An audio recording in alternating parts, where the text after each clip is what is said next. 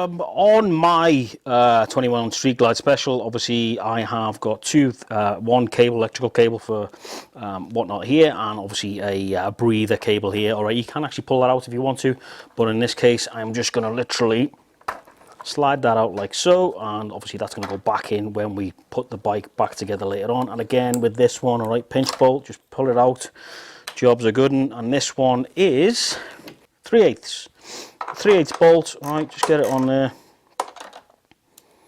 take off your 3/8 bolt, and then obviously this bit, just take it out of the way. All right, you're going to need that, so keep hold of it, take that out of the way. And then you've got these 2 bolts at the front, sorry, at the back here, which are 1/2 inch. All right, you got these 2 here. There is actually a Torx head in there if you want to use a Torx head, but I would suggest using your ratchet. Right, 1/2 inch.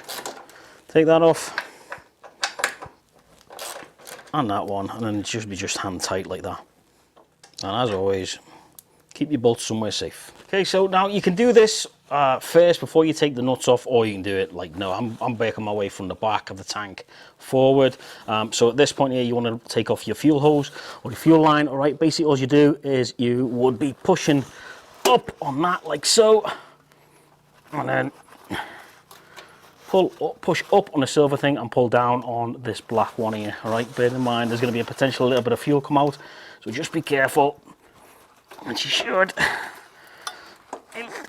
pop out like that.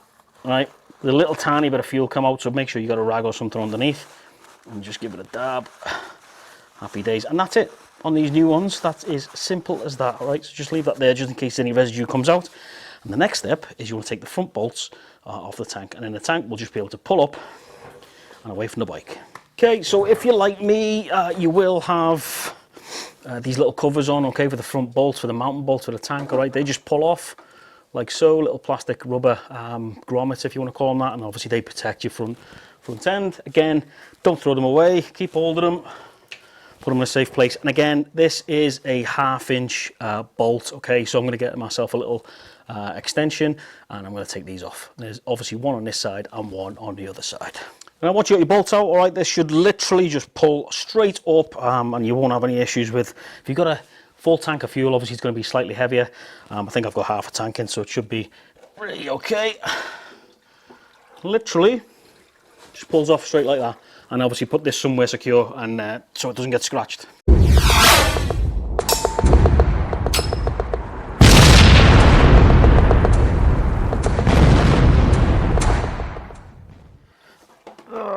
Everything's out of the way.